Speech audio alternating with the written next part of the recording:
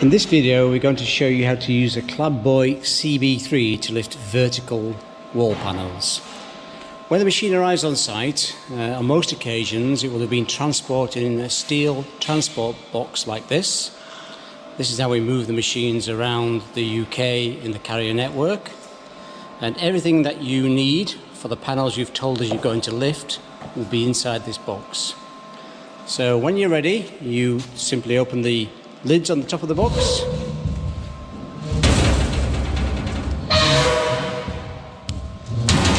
and the machine is laid flat in the box. Sometimes it's retained with plastic ties, and you just need to use a pair of snips to clip those, remove them, and then you can rotate the machine upright just by lifting the back where the ring is, lifting ring, lift it up and rotate it forward, and it will stay in that position.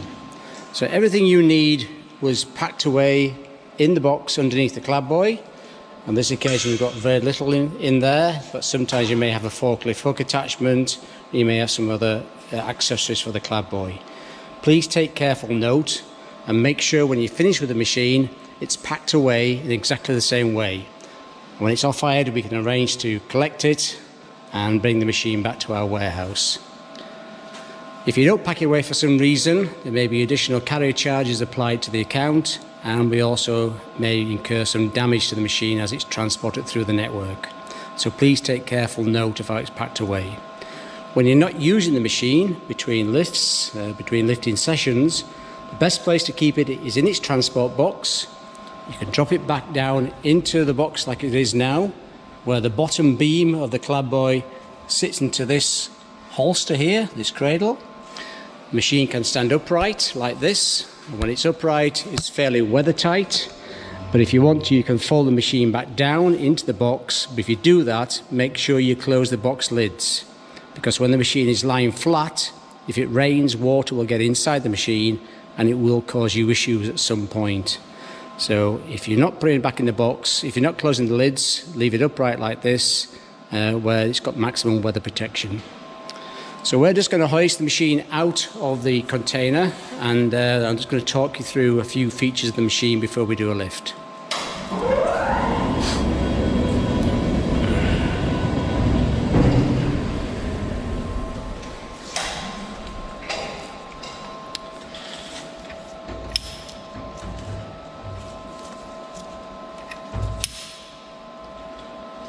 So as you'll see as it lifts up, this bottom beam on the Clad Boy is just literally sitting in this saddle arrangement here.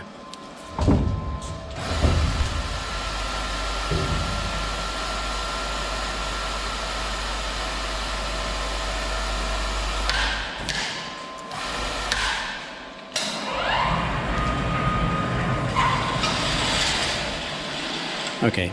So the machine is now suspended, and this could be on a crane or it could be on a telehandler via a forklift hook attachment, whatever it may be. The machine will have been sent to site configured for the application you need it for.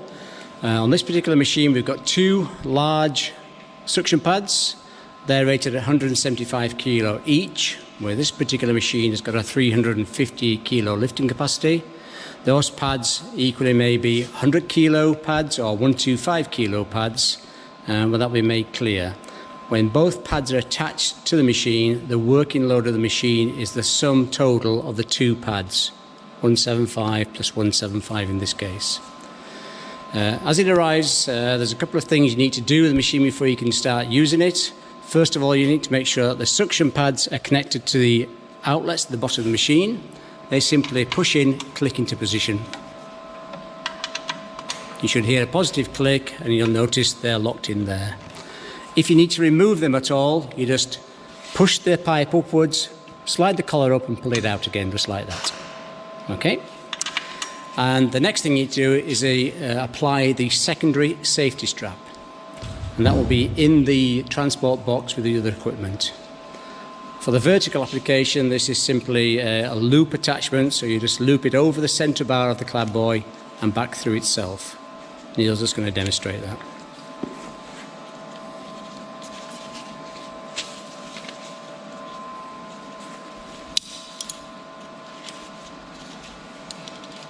important to remember that secondary safety straps are not optional, they're compulsory, they must be used for all panel lifts. Okay, we'll demonstrate that when we do a lift later. So the machine itself is battery operated, as all our vacuum lifters are. If you open the front cabinet door, inside you'll see 2 batteries in this occasion.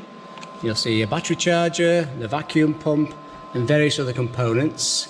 Inside here you'll also see some spare seals and a documents folder, and in there is an instruction manual for the machine, and the Lola certificate for the machine is also in there. The instruction manual contains information about wind speeds, it contains suggestions for daily checklists and the like. But if you leave that closed and locked, I can't do that with one hand, Neil's going to do that. As I said earlier, it's a fairly weather-tight container. When the machine arrives on site, it will have been charged at our warehouse before it left us, but when you come to use it, you need to recharge it.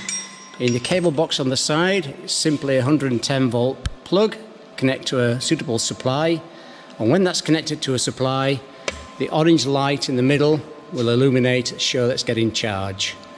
You really need to, once you start using this, charge this overnight, and if you don't charge it, at some point the following day, the battery's going to get so low that it won't be usable. So when you start using it, get into the routine of charging it overnight. You can't overcharge the machine. You put it on charge on Friday night, it's fine till Monday morning, no problem at all.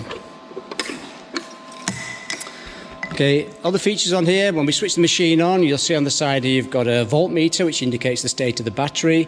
This particular machine, a Clad Boy CB3, is a 24 volt machine. So when this is switched on, that will register around 24 to 24.5 volts. It will never go all the way up the scale to 32. Don't expect that to happen. You've got the main power on-off switch here.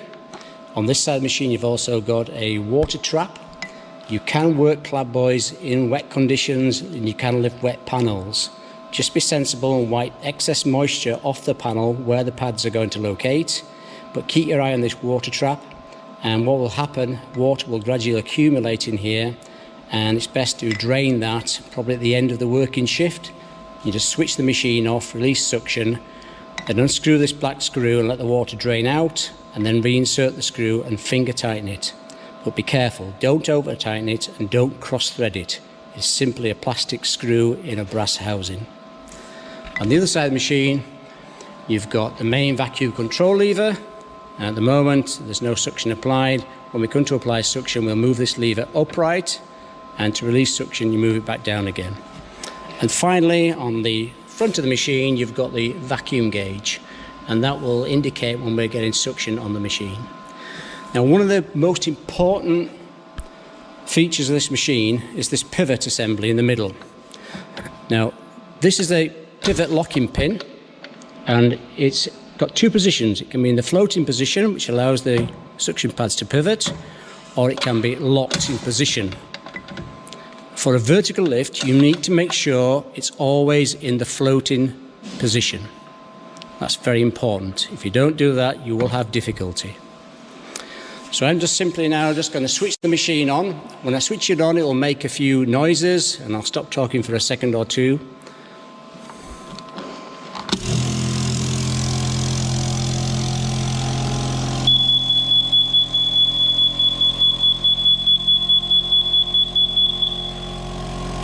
Okay.